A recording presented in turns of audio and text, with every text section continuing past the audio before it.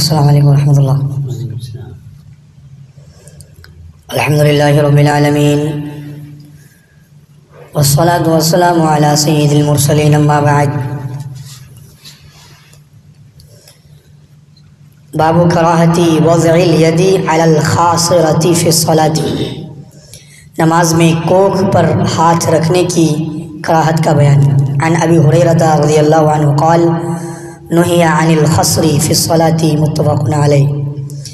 حضرت ابو ہریرہ رضی اللہ تعالیٰ عنہ سے روایت ہے، بے شک رسول اللہ صلی اللہ علیہ وسلم نے نماز میں کوکھ پر ہاتھ رکھنے سے منع فرمایا ہے۔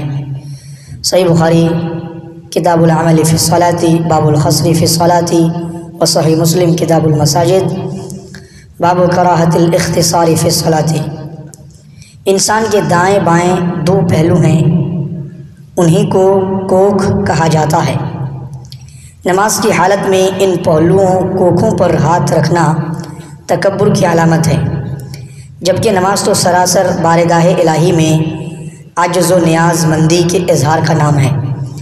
تاہم پہلو میں درد ہو اور اس کی وجہ سے کوکھ پر ہاتھ رکھنے کی ضرورت پیش آ جائے تو بات اور ہے، اس وقت ایسا کرنا جائز ہوگا۔